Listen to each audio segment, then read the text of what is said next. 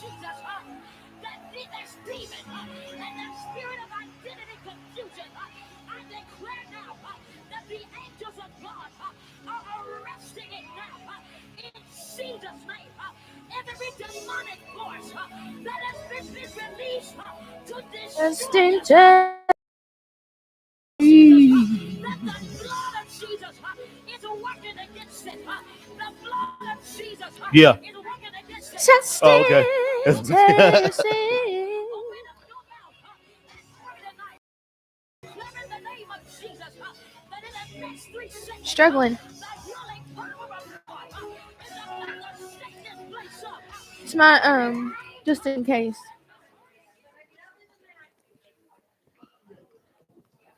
All right. Help me. My goodness.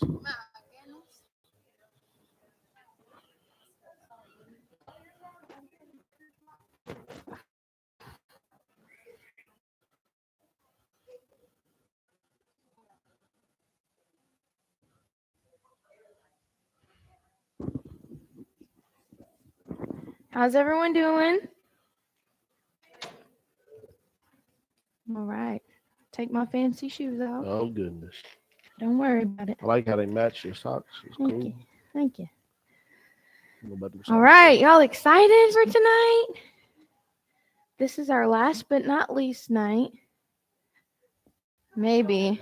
Huh?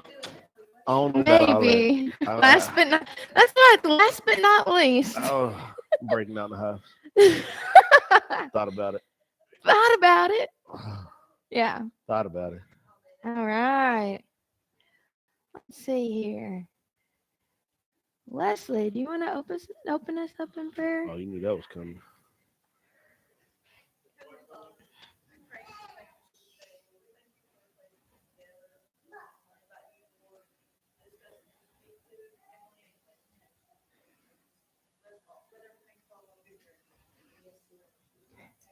Amen.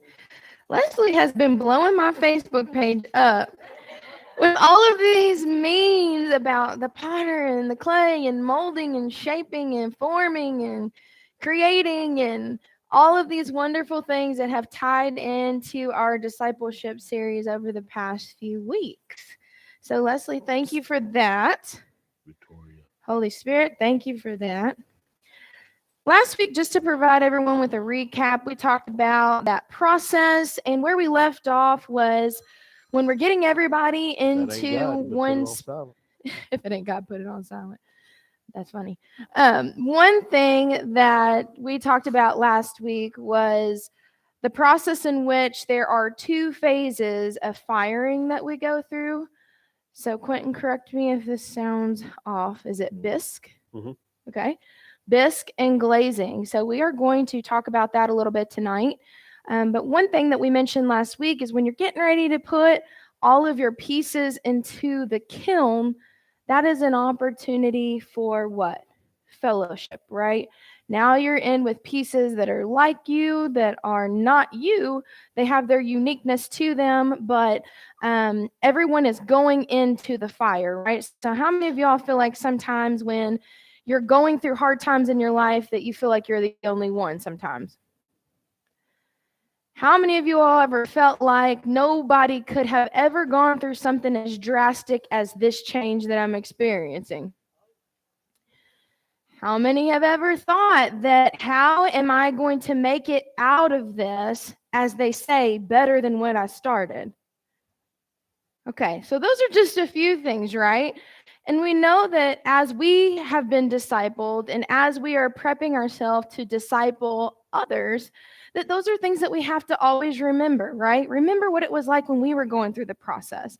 Remember what it was like when we were being shaped and molded and formed and all of these things, and we were under the hand of God and his protection, but because of everything else in the world clouding our judgment at times, or us taking our eyes off of him in certain moments, we may have felt like we were alone, but we never were, right? Even when the potter puts his clay into the kiln to be fired that first or second time, he's still checking on it, right? So you're never alone, okay? So that love a little go on. I don't. But usually when as I read something or I catch something, it gives me like an idea, or what y'all would call a revelation or something. That's what it's called. But like, so basically, what I'm going to get into, like, the importance, some of the key points, one or two of the key points of firing the clay and the kiln and all that. So first of all, firing the clay transforms it from its humble beginnings into a new durable substance, some known as ceramics. Some of the things that contribute to this are the extremely high temperatures that are provided by the kiln. Now, you can't take pottery and you can't put it into a regular oven because the temperatures don't get hot enough. And how, and this is where this is where the idea of the revelation comes in that I talked about, right? So you can't do pottery in a regular oven because the temperatures don't get hot enough. So some of the things are not, like, some of the things you go through in life are not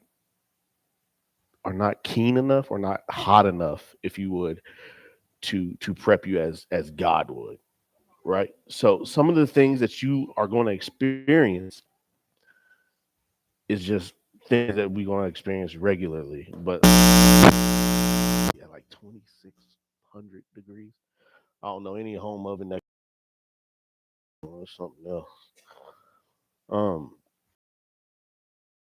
of like God, like talking more about the temperature, God situations, I guess you would say, to get you to a place that you need to be. For instance, some of the references that I would go through was Jonah. He got literally eaten by a fish, a big fish, huge fish, for I think 3 days.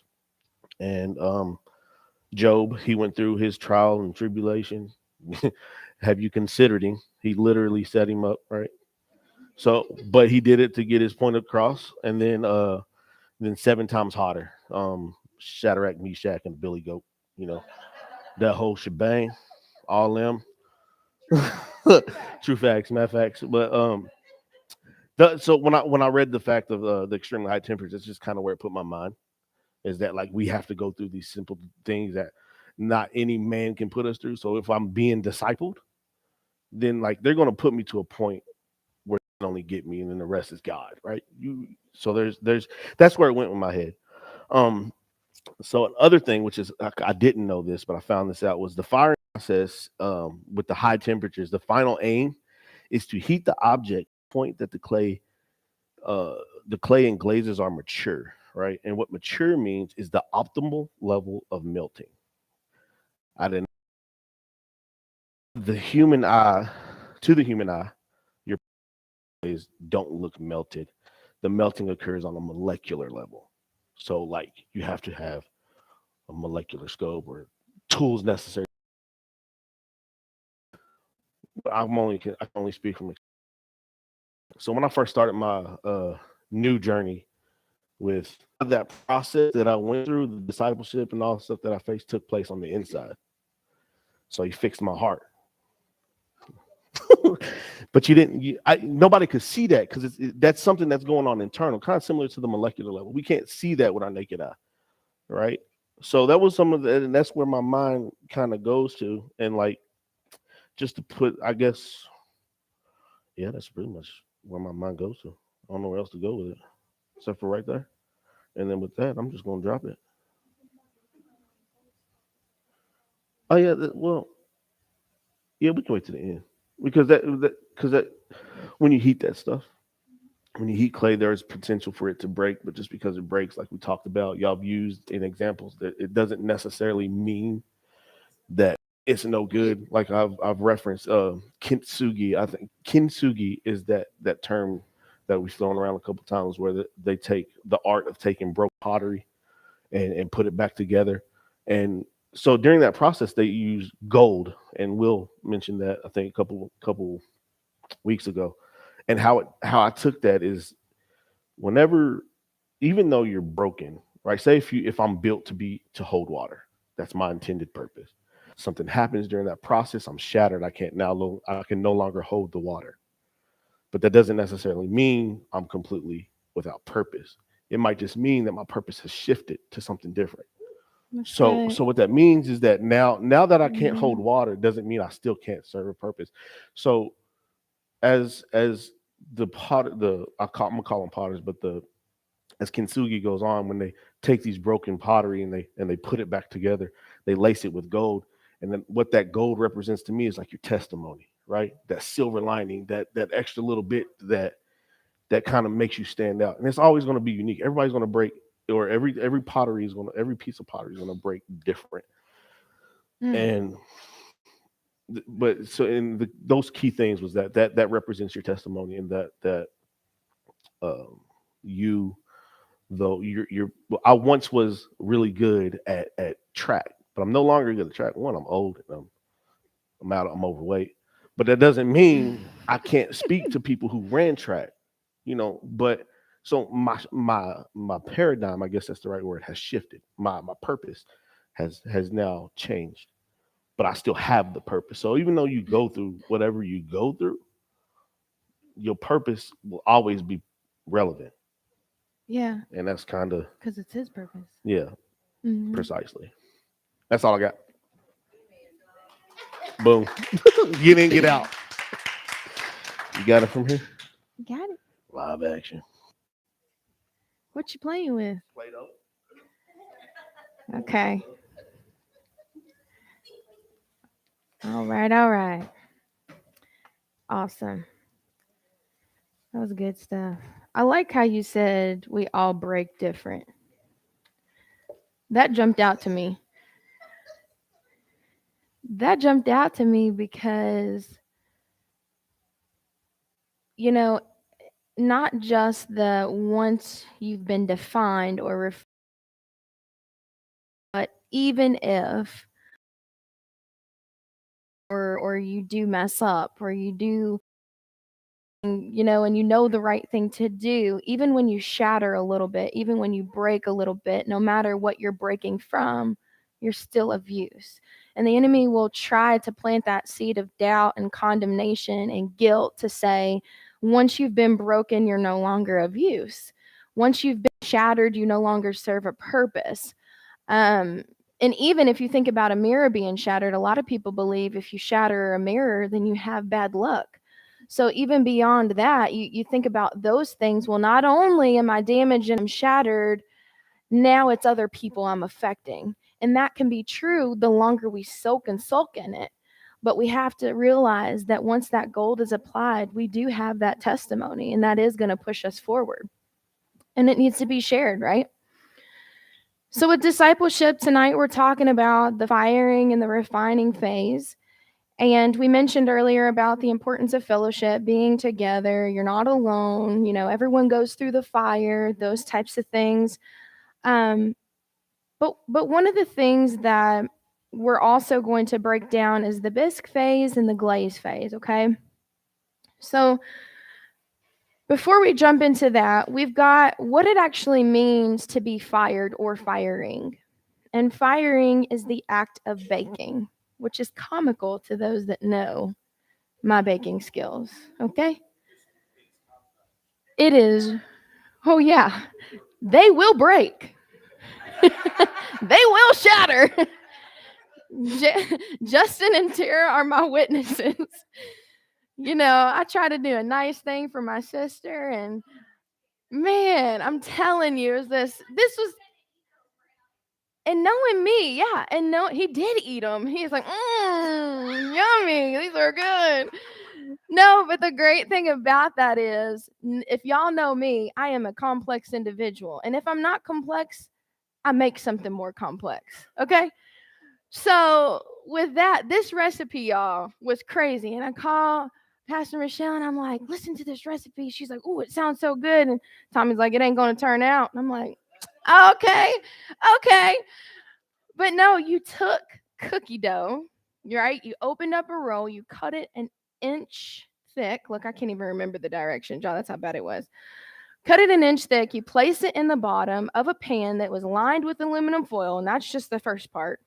You press it down, you make a crust. You take these, call them sandwich cookies, but I call them Nutter Butters. Put the Nutter Butters down.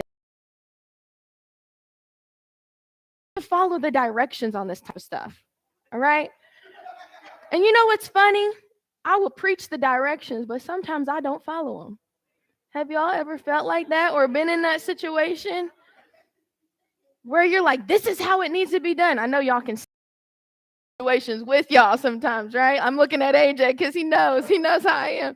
And Quentin knows how I am. And it's like, this is how it has to be done, right? And so we don't want to be that discipler where we are shoving that direction down their throat, but not applying it. And we talked about that last week, right? Because if so, it's not going to turn out because we're putting so much of ourself in it and what we think it requires that we're negating what the actual set directions are intended for and the purpose of it to make it what it should be. Okay, that's the word. His instruction. Okay, so when I got to the brownie directions, I'm like, all right, it says mix with a spoon or some, I think it said mix with a spoon 50 times. Now hold on, because y'all know I got a little bit of Arthur going on, and I'm not going to sit there with no spoon 50 times mixing nothing. I'm getting the mixer out. So I get the mixer out. And I put that sucker not on 1, not on 2, not on 4 or 5. That sucker's on 6. So I'm like, Rrr. So at this time, it's probably like 50 times 50, right? 7 times 7, hotter. And I'm excited. It smells good. And, you know, my mama always told me that to know that something is done, you take a toothpick and you stick it in there. And if it comes out gooey, it isn't ready yet. Not the same thing with brownies, okay? You want a little goo, right? And I stuck it in there. I'm like, man, I don't remember this pan being that dense. I took it out and I'm like, these are taking forever. I don't know what's going on. It said like an hour or 30 or 45 minutes, but whatever it is, it's almost double by this time. And I'm like, I got to get to Tara's. I got to drop this stuff off. I'm running late. But if I only would have followed the directions, right? When we don't follow the directions, it takes us off course. When we don't follow the directions, it doesn't always turn out. Yes, he can turn it around and work it out for our good. We know that. We hear that all the time, right? But if we can prevent it in the beginning, let's do that. Why not do that? So we get to their house and I'm like, oh, this is going to be good. Oh, not only that, there was another layer after you put the brownie in it. You took cream cheese and peanut butter and all this other stuff that I'm like, goodness gracious, I'm getting tired just making it, looking at it like it's going to make me sleepy after I eat it. And I'm swirling it and it looks all good. And those that want picture proof, I've got it before it was baked, okay? The swirls are looking all good and stuff. I cut it. I'm like, man, this pan, again, is dense. It's because the whole bottom layers were charred. These things were like coal, like solidified coal. Justin says, sis, what happened? I said, I think I burnt the brownies. I said, I try to make y'all something great, but I think I burned these brownies up, bro. He said, it's okay. We can take the first layer. The bottom was so burnt, y'all. We could cut it in perfect half, and it looked like it never should have been there in the first place. And when you eat something that's been burnt, you can taste the burnt, okay? I can smell like a, what do you call it? The bloodhound? Like a bloodhound. I can taste like one, too. And when I tasted that sucker, I was like, this is not good. I said, y'all can't eat this. This is not good. And JT's over there dipping extra dips in his milk like, this is good. Yeah, trying to soften that sucker up. trying to revert it, right? He's taking those shattered pieces and trying to put them to use. So in that process, we can all learn something from that, right? Take our time, follow the directions, be patient, make sure you're not stepping outside of what is in front of you to do. You know, making sure that you give yourself enough time in case there is a mistake or you have to do something over, that you're not rushing, managing your time. All of these things we learned from this process and this experience that I had. So you want to make sure that, when we're talking about firing is also considered that active baking. So that's where that came in. And following that direction. And then the latter part of what we're talking about tonight is the refining piece. And a lot of us love that song, Refiner, right? Purify me. I want to be like you. Those types of things. That's what we're talking about when we're refining. It's not that we're not in a state that can be seen. It's a state that is somewhat presentable but needs work, right? So we're refining is we can come in here every Wednesday, every Sunday, every special occasion, every event. We can go to our jobs, to the store, and we can look okay. But that doesn't mean we don't need refining. That doesn't mean that we don't still have work to do. That doesn't mean that, there's still some things that need to be done in our process to make us what we're supposed to be. And we're going to be in that process till the end, or not the end, but eternity, right? So refining means to bring to a fine or pure state. One thing that I struggled with as a believer was not treating my purity the way that I should have. I've been a believer my entire almost life, okay? 8 years old. And growing up with things around me and being exposed to things like, boys or situations and parties and all of these things, and thinking that if I make because I was raised so strict that if I make this mistake, I'm no longer worthy. But guess what? One day I didn't follow the directions. One day I took the wrong path. One day I made the wrong decision. And from there, I felt like I'm no longer pure. I'm no longer worthy. I no longer have a place. I no longer have a position. And I'm not talking about positions in the church or positions like this. I'm talking about even a position in the heart of God. It was that deep for me. And I got on my face, and it wasn't until I was an adult in college on my own, away from distractions, away from a life that I had devoted myself to, that I had to make a decision. Is this what you really want? Do you want to be that lukewarm Christian? Do you want to be the one that he will spew out of his mouth? Do you want to be the one knowing that you are right, knowing right from wrong, but doing wrong instead of right? No, I didn't. And we struggle with that. And maybe it's not, sexual sin. Maybe it's an addiction of another sort. But in that, you have to understand that if you have that transparency with God, right? If you're transparent with him and you're going to him and you're building that relationship, one, you're not going to continue making the same mistakes. You just can't. It doesn't make sense. It doesn't make sense for me to go to God sincerely. That's the key, okay? Sincerely and repent for my sins and keep doing it. So when we're discipling someone, we have to be sensitive, but always point them in the direction of the Father, because they can express to us all day long how they're feeling. They can tell us all day long what hurts, what makes them angry, what frustrates them, why they feel bitter, why they feel displeased, why they feel unsatisfied. They can tell us these things all day long. But if we don't point them back to the Father, our words are nothing. His instruction, his word, we have to go back to that. Okay? So refining gets us to that pure state. And in that moment, the Father, because he loves me so much, he refined me. And he restored my purity. And he brought me back to a place where I was clean from all the stuff that I had dipped back into debris and dipped back into the dust and the stuff and the erosion and the weathering and gone back just a little bit. But he takes me and he shapes me and he molds me. And this is not just for our purity, but this is every topic, every area in our life that he does this with. All right? So now I'm free from impurities. Okay? He makes me elegant. He makes me cultured. Okay? This is refining.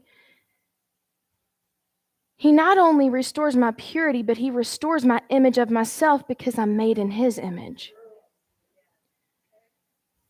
I become cultured. So not only have I gone through something, but my experience has made me aware to others that are experiencing something. It makes me relatable. It makes me a piece that when somebody looks at me, they say, man, she's really been through it. I see the cracks. I see where she almost broke. But guess what? She's been put back together. She's had the gold laced around her. She has a testimony, and she's not afraid to share it. Same for He's. Same for you, He's. He does the same thing. He does. Same for you, He's. I can't speak to y'all's purity in y'all's situations, but he does it for the He's. All right? We're unidentifiable. There's this identity. He distinguishes us. That's the highest thing. I think there is novice, apprentice, proficient, and distinguished when we're talking about our writings and in class. And what do we all strive for? We want to be distinguished. And when we go through the refining process, he makes us distinguished. He sets us apart. He sets us on a hill where we cannot be hidden. He calls us his chosen people. You know, he says we are a royal priesthood and a holy nation. Therefore, I am not only set apart, but I have this authority that no one else does. I have dominion that no one else does because he cares about me. Right? We talked about it's important to follow the directions. And in Matthew 16:24, and this is paraphrasing, it talks about if anyone basically wants to follow me, he must deny himself and take up his cross and follow me. Okay? You know what stood out in that verse to me that I'd never paid attention to before? If anyone. This is not something that he's going to force you to do. Discipleship is not going to be forced upon you. Discipleship, you have to be, like Quentin said, you have to be humble. You have to want to. You have to desire to. It has to be a part of your DNA. It has to be something that you recognize as a necessity in the body of Christ. And you have to want to apply yourself because somebody applied their efforts and give back. It's a pay it forward. So it says, if anyone be the one that heard, if anyone wants to follow me, come on, and not move. I don't want to be the one that was in the crowd that heard the message but denied it or ignored it. I don't want to be the one in his presence. I wouldn't have been wanted to be the one in his presence with an issue like the woman with blood and not touch the hem of his garment because of my need. I don't want to be that one. I want to be the one that picks up my cross, denies myself, and follows him. And that's what we teach these people we're discipling. That's what we have to teach them. It's not easy. We talked about, I think last week or the week before, salvation was free, but discipleship cost. Okay? So that takes us to the bisque phase. This is the first fire that you're going to go through, that your clay is going to go through, that your pottery is going to go through. You're put into the kiln without glaze. So before that, the reason why is you become in the bisque phase, you're still porous, like there's still some pores in you, there's still some things that are trying to be worked out. So this process that you go through, you are set into this kiln, the lid is placed down, fired at a low and slow temperature. Even back to this firing and this baking. How many of y'all know when you bake, it's usually slow and low? Not jack up the heat and try to cut down the time and mess it up, right? Because that's what will happen. If I put this wet substance in there, and it's not completely wet, right? It's in our leather hard stays that we talked about last week. If I put that in there, It's got a little bit of dampness to it. And I shut the lid and I turn up the heat. It's going to crumble. Why? Why does this happen sometimes in discipleship? We're tired of dealing with somebody.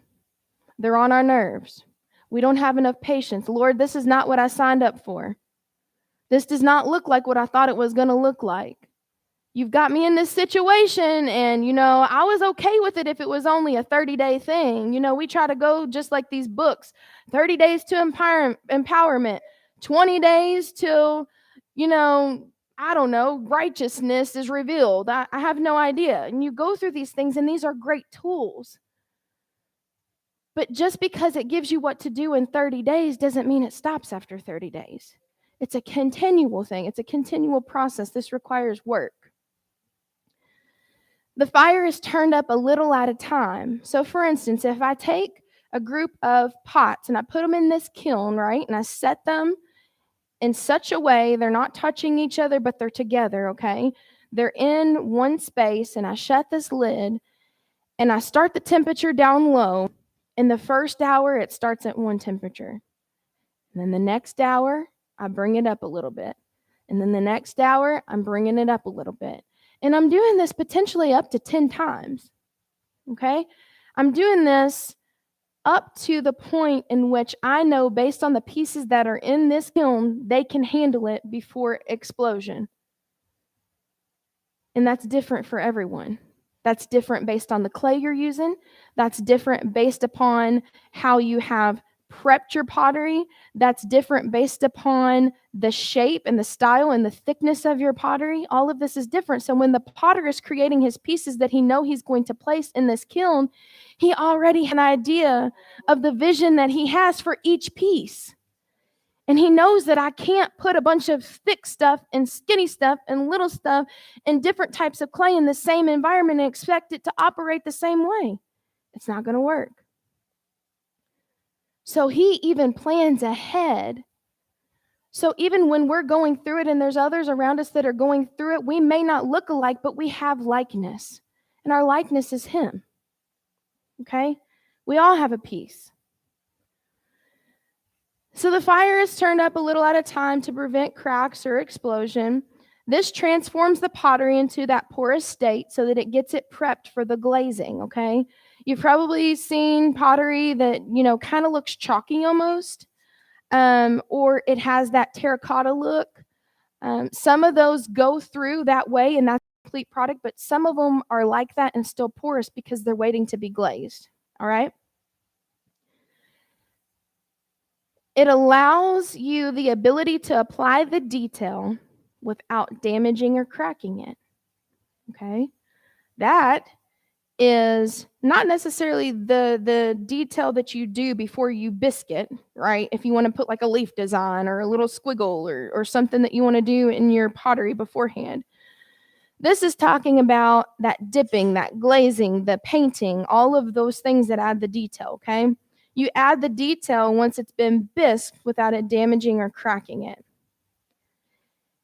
And then, as we mentioned just a few moments ago, depending on the size, the age, and the type of kiln even, will depend on your result of your bisquing process. But even in this part, when we're talking about it still being porous and waiting for the next phase, something interesting that I found was that the clay body has not reached its full maturity yet. Okay? We are all growing. We are all maturing. We are all trying to navigate through life. Thank God, literally, that we don't have to do it alone. Thank God that he is the one that grows us and matures us and cultivates us and shapes us, because it is in his hands, the potter, that we are formed and created in. But he recognizes where our maturity levels are at. And he sends just the right person, just like he does, to meet you where you are, to help you through this process. Okay? Then we have something called the vitrification. Okay. that. And that is what fuses and makes it solid. Okay, so this is what's going to happen as you're putting it in your second firing phase, which is the glazing process. One thing that's unique about the glazing process, that although you are in a kiln with other pieces of pottery, you can't touch one another. Because if your glaze touches another person's glaze, it melts and fuses together permanently.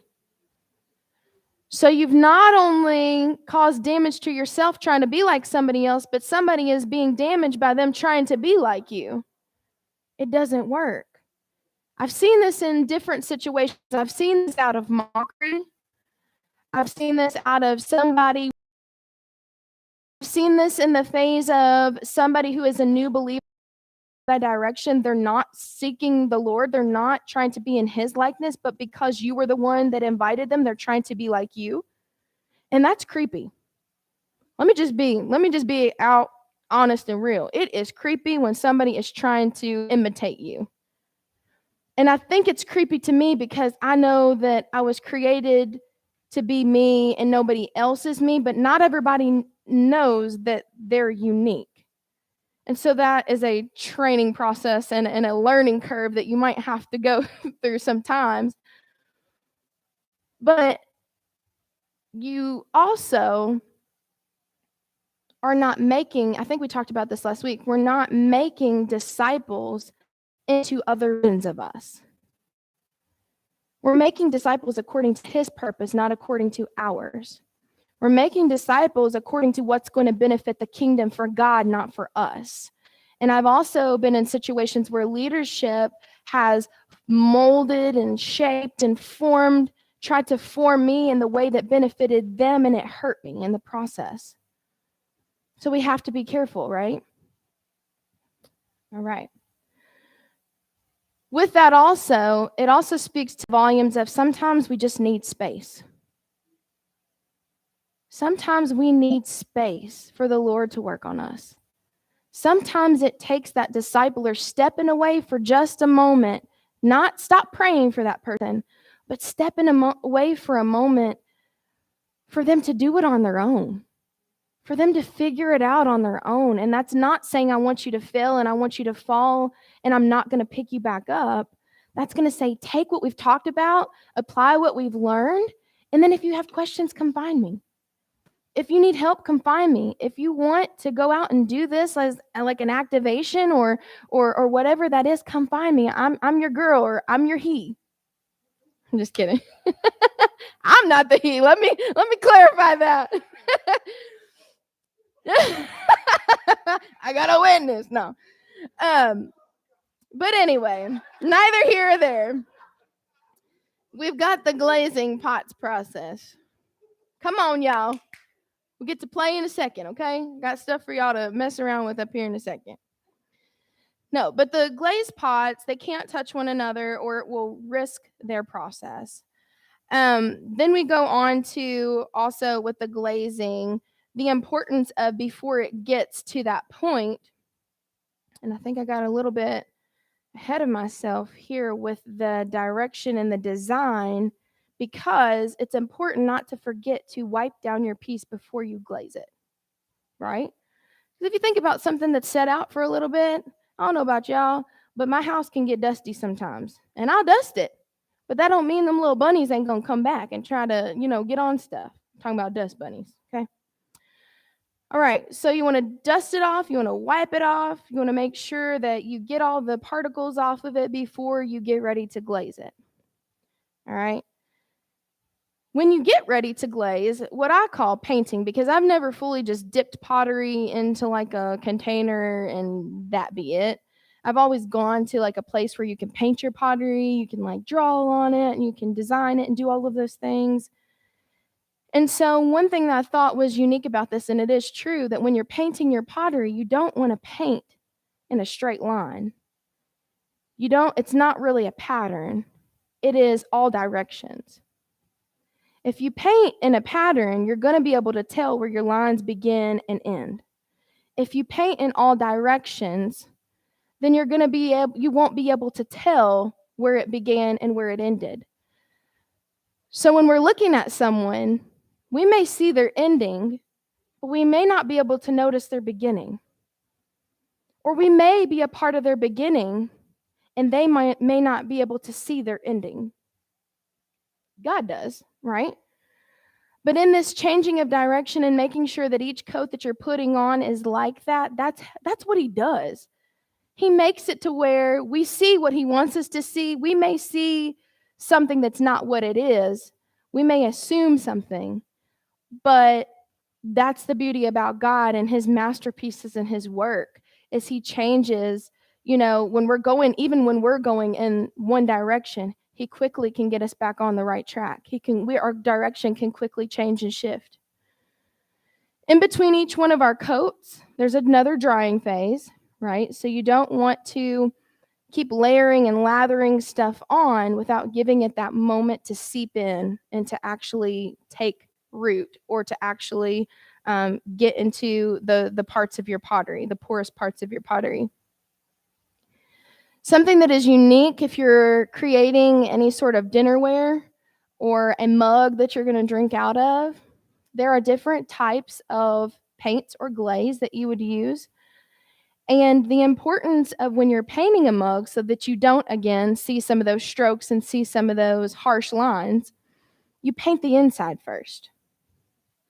So as Quentin mentioned, this change, it happens on the inside first, right? It's an encounter that we have that causes us to change, but it's the inside change that occurs that may happen before you see it fully on the outside, okay?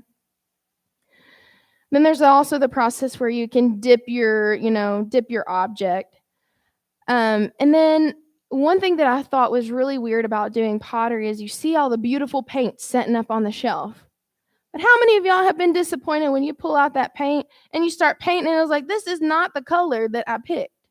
And I'm thinking, how in the world is this possible? Because on the top of it, it's like real bright and vibrant. But when you pull it out and you look at this glaze, it's dulled down. So sometimes, we may look dull until we are fired and refined. Sometimes it's not what you see in the jar that's applied, it's the application that causes the outward change. All right? So we're to that point where we're now in the kiln for the second time. We're being fired. We're being refined by fire. And I asked the Holy Spirit, I was like, why can't I check on my piece? Why can't I open the kiln and check on it? Because sometimes I'm not a mother, but I have motherly tendencies where those that I care about, sometimes I want to check on them. You know what I mean? It may not be the right time, but sometimes I want to check in on them, make sure they're okay, make sure everything looks fine. If not careful, that can be controlling. We know what control is, manipulation and witchcraft, and it's a very fine line in being nurturing and caring and being controlling and manipulative. Okay? So I asked the Holy Spirit, what is the importance of that? So as I was researching and looking, if open too soon, especially for your dinnerware, something that is meant to serve a purpose to someone who is going to partake of what you're offering or what is inside of it, it's no longer food safe. It's no longer safe to be drank out of or to be eaten off of or to any of those things that its intended purpose was for. It now has been risked to exposure. And because if we open it too soon, remember it's porous to absorb the glaze, but if it's open too soon, it hasn't gone through the full process, so there's still pores, right, that we once have covered, but now we've opened it. And if you think about the suction, it can cause those pores to reopen, okay? So bacteria can get into the cracks and start growing things that don't belong there. It can also cause surface cracks. You might have a piece in there that was right on the verge of exploding, but then when it comes out, it's okay, it's still put together. But have you ever seen fine china and you look in it and it's got those light cracks? I call them veins.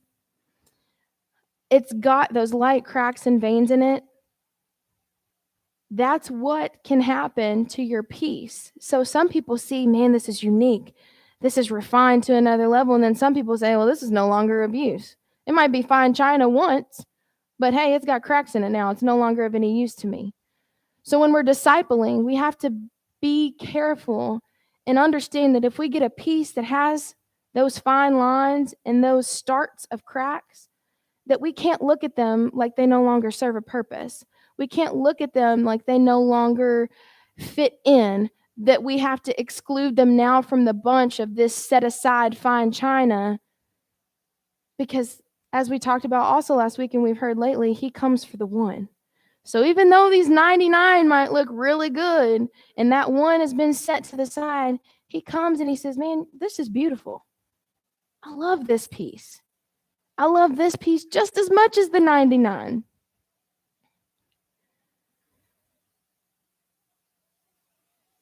And then my last point that I have for y'all tonight, I was like, thank you, Jesus. Quentin initially in this series took the approach of the potter, and I took the approach of the discipler. But if you look back on everything throughout this entire process, it's important for the kiln to stay closed while we're going through the process, but even the kiln is enclosed. You can't have a kiln out in the weather exposed. You can't have a kiln that is not under some sort of shelter. You can't have a kiln that has been exposed to those seasons and those different changing times, because it can affect everything. That machine is not built for that. We're not built to just be out here on our own. We have a covering. The potter provides the space, the safe space, the area, the church, the home, whatever you need to disciple and to say to those very same disciples, go and make disciples.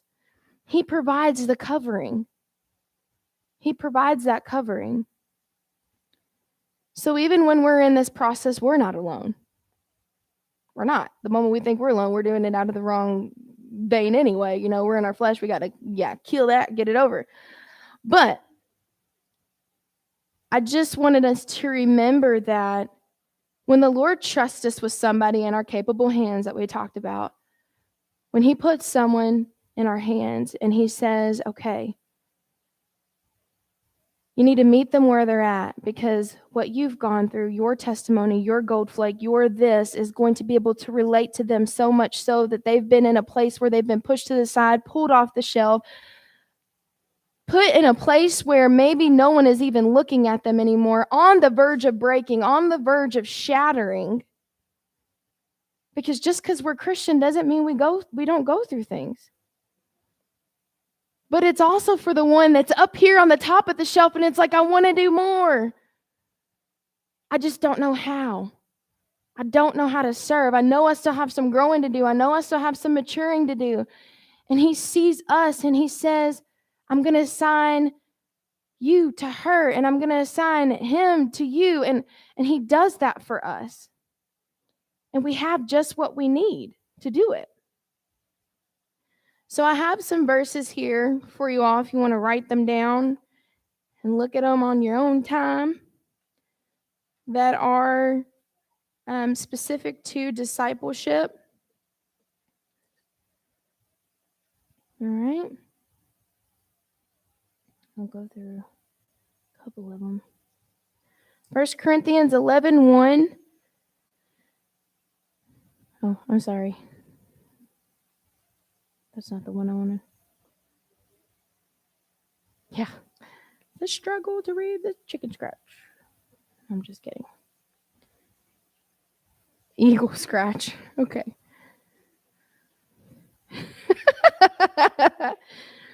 This one you'll like. You know this one. Proverbs 27:17. Iron sharpens iron, and one man sharpens another. Okay, and that's one of our verses. Matthew 10:24. Matthew 10:24. A disciple is not above his teacher, nor a servant above his master. Matthew 4:19. Matthew 4:19. And he said to them, "Follow me, and I will make you fishers of men." Okay?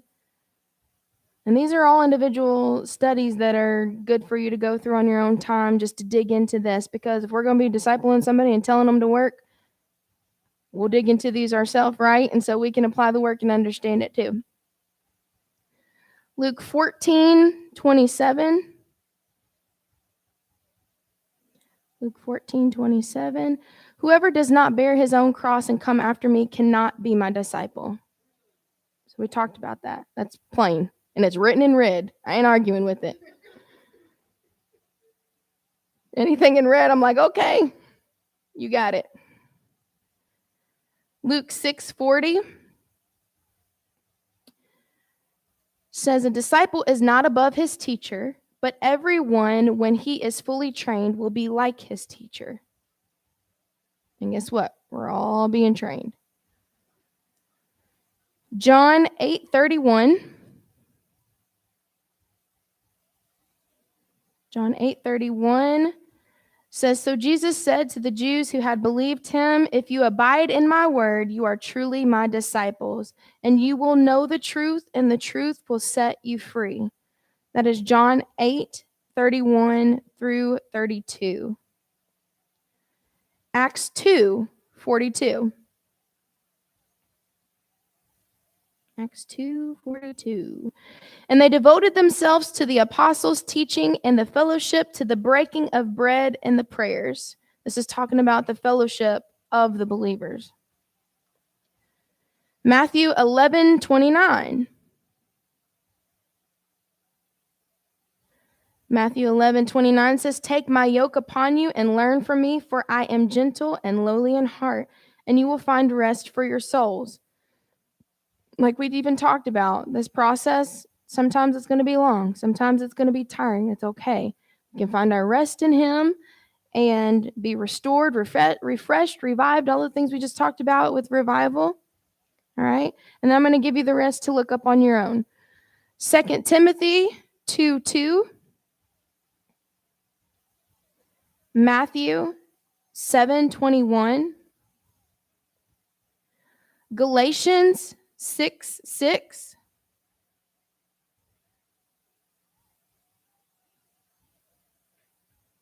John 13:15. Luke 14:33. John 13:35. I feel like I'm playing bingo. B13 and 35. Okay. John 15:8. 1 Corinthians 4:1. Matthew 6:33. But seek first the kingdom of God and his righteousness, and all these things will be added to you. 1 John 3:16, for God so loved the world. Luke 9:23. Matthew 16:24. Then Jesus told his disciples, if anyone would come after me, let him deny himself and take up his cross and follow me. That's what we mentioned earlier here. And stay, yep.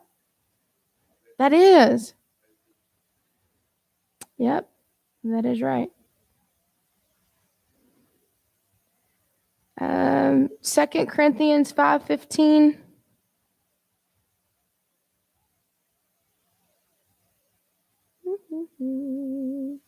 And he died for all, that those who live might no longer live for themselves, but for him who for their sake died and was raised. So it's reminding us why we're doing this. Because when he was raised, he said, okay, come on, disciples, come here. I got to tell you something. Now go. And the last one is Matthew 28:18.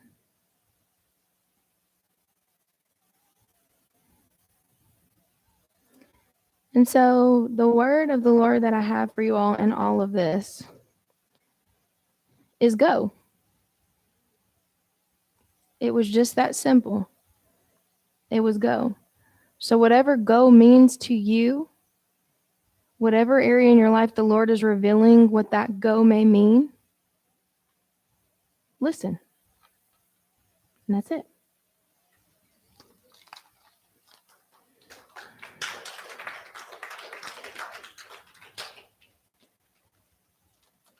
All right. Questions?